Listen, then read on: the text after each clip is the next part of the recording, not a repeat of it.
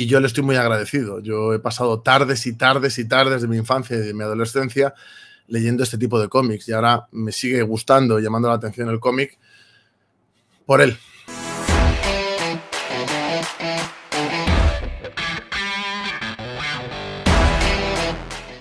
Buenas a todos. Hoy, bueno, llega este vídeo un poco tarde. Hice una publicación en redes sociales, pero como me encontraba fuera de mi ciudad y no podía grabarme, pues no he podido hacer este vídeo antes.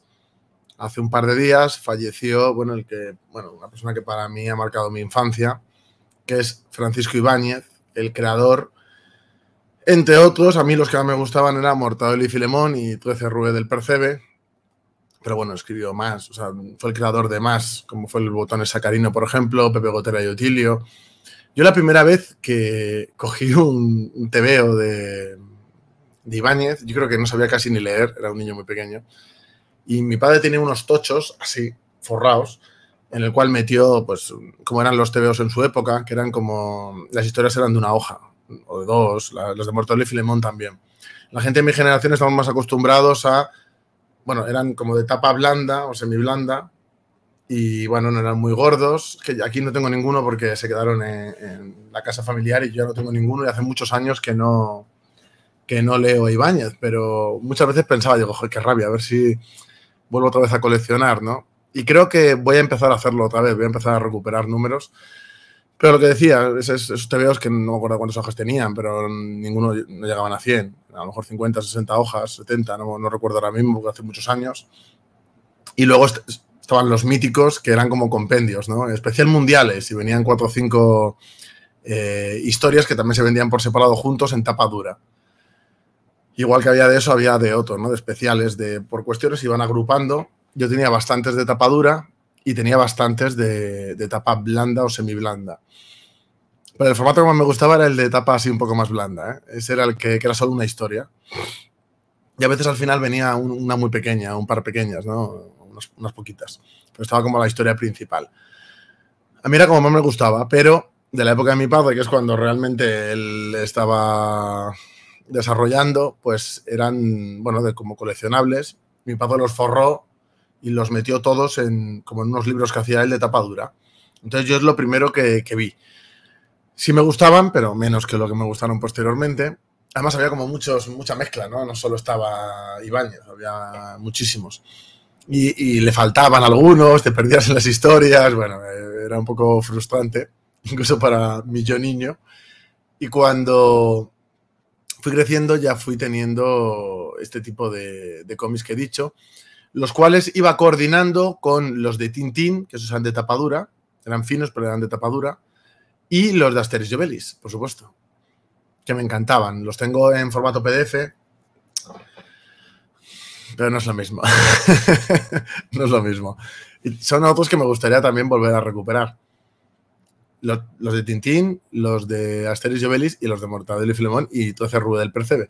Que 13 Rue del Percebe sí eran historias también de una página, por lo menos los que yo tenía, no sé si los hizo de otra manera en algún momento. Llegó a ver alguno que eran como dos relacionadas o algo así, pero bueno, era esa plantilla que salía de una casa, ¿no?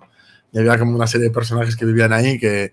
Bueno, es que Ibáñez ha marcado mucho a cosas que no solo ya a gente que ha hecho cómics, sino incluso para series, películas, etcétera. Y no hablo ya solo por las películas de Mortadelo y Filemón, hablo de fenómenos como Aquí no hay quien viva o La que se avecina. Eso está totalmente influenciado por 12 Rue del Percebe. Y de hecho, cuando fui siendo más mayor, no me gustaban las historias cortas, ¿no? De una hoja. Tenía como un poco de rechazo y me gustaba más lo nuevo, ¿no? Que ya sé que alguno me dirá, pero eso ya no lo hacía Ibáñez. Bueno, pero los personajes sí eran y él seguía monitorizando y él también seguía haciendo. Eso de que no hacía nada no es verdad. Era un hombre que se jactaba de seguir dibujando cuando tenía 80 y pico años. Ha fallecido con 87. Bueno, yo me crié buceando en este tipo de tebeos. En mi familia no había cómic americano, entonces pues no pude desde pequeño interesarme, que luego me ha gustado mucho. Y el japonés, que voy a empezar dentro de poco a leer cosas, o sea, porque nunca he tenido ni la oportunidad ni me ha llamado la atención. Últimamente, la verdad es que sí. De hecho, mira, tengo aquí varios libros de Berserk. Los voy a enseñar. Que me los ha prestado mi amigo Álvaro. Así que dentro de poco veréis reseñas de Berserk. Además, como los tiene todos, me los voy dejando todos y los iré reseñando. Pero bueno, volviendo a Ibáñez, yo creo que ha sido el inicio de mi pasión por los cómics y yo le estoy muy agradecido. Yo he pasado tardes y tardes y tardes de mi infancia y de mi adolescencia leyendo este tipo de cómics y ahora me sigue gustando, llamando la atención el cómic por él. Además, Ibáñez, bueno, pues claro, son TVO, son para niños, se supone, pero ahí criticaba todo. O sea, yo creo que la sátira política Ibáñez la lleva a la perfección. O sea, yo no he visto nunca a nadie criticar absolutamente a todo el mundo. Yo me acuerdo, bueno, a los políticos de España, os podéis imaginar, de todos los colores, da igual. Y me acuerdo que hizo un cómic sobre Tirana, que, bueno, obviamente no comparto lo que dice, pero bueno, lo hace de forma graciosa cuando critica a los fascistas, cuando critica a los del PP y a los del PSOE, incluso Izquierda Unida, todo el mundo les hace unas caricaturas, bueno, bastante mordaces y en la mayoría de casos muy precisas, ¿no? A mí me gusta mucho también, me gustaban mucho los especiales, el que tenía el tocho de todos los mundiales, también tenía el de los Juegos Olímpicos y la verdad es que yo lo disfrutaba de verdad, yo me reía mucho, o sea, hay cómics que los lees, incluso tienen la intención de hacerte reír y no te ríes. Yo con los de Mortadelo y Filemón me reía muchísimo. Con los de 13 Rue del Percebe también. De hecho, ahora que ha muerto me ha entrado, ya tenía nostalgia de antes, pero me ha entrado mucha nostalgia de todos los cómics que leía en esa época y de las novelas juveniles que leía en esa época. De hecho, algunas las repescaré, las releeré y las reseñaré aquí también. Las novelas, digo. Y de cómics posiblemente, bueno, de cómics seguro que sí, aunque sean un poco de más adultos, pero yo creo que empezaré a repescar, a recuperar, ¿no? Cómics que ya tuve. Los compraré en alguna tienda de segunda mano, por paquetes o algo así. Pero de alguna hablaremos. De alguna hablaremos y haremos de vez en cuando algún especial para homenajear a Ibáñez, que para mí es, bueno, una persona que me ha acompañado durante muchos años de mi vida, me la ha hecho pasar muy bien y, bueno, también te hacían pensar a veces, sus historias. Entonces, bueno, pues desde aquí no puedo estar más que agradecido a todo lo que ha hecho y lo que me ha aportado a mí y a varias generaciones, porque es verdad que en los últimos años pues ya no era tan famoso, ¿no? Entre las nuevas generaciones, pero porque en España siempre, bueno, tendemos a no cuidar lo que tenemos, ¿no? Valoramos mucho lo que viene de fuera y valoramos muy poco incluso a auténticos genios, como es el caso de Ibáñez, que están aquí y, bueno, se les ha valorado durante una época mucho, pero luego no se cuida, ¿no? No se cuida ese legado. Y creo que deberíamos de hacerlo porque hemos sido afortunados de tenerle, de crecer con sus historias.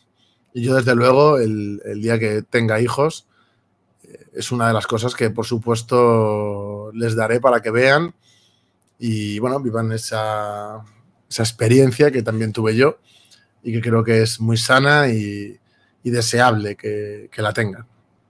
No me quiero enrollar mucho porque esto, bueno, es un vídeo simplemente para presentar mis respetos, para decir que era una persona a la que admiraba mucho y que me marcó. Y no me quiero meter mucho a hablar sobre Mortadelo y Filemón o sobre 12 Rue del Percebe, que es lo que yo más he leído. De hecho, lo que voy a volver a coleccionar es eso y, por lo tanto, cuando haga alguna reseña de algunas de estas cuestiones o le hagamos un homenaje a determinadas sagas, por así decirlo, suyas, que van a ser estas dos, a lo mejor lo hacemos un poco transversal a muchas historias, pero me traeré gente a hablar de ello y hablaremos, por ejemplo, un día de Mortadelo y Filemón, otro día hablaremos de 13 Rue del Percebe, otro día hablaremos en general de él. Eso en el tiempo, no va a ser todo ahora, obviamente. Pero creo que es una cosa que deberíamos de hacer en la Biblioteca Argentea por reconocer lo que para mí es un tesoro nacional. No me quiero alargar mucho más, daros las gracias a todos los que apoyáis este canal y desde aquí aconsejaros que leáis a Ibáñez. Las nuevas generaciones que estén aquí viéndonos, dadle una oportunidad porque estoy seguro de que a muchos de vosotros os va a encantar. Un abrazo y esta semana habrá nuevo vídeo.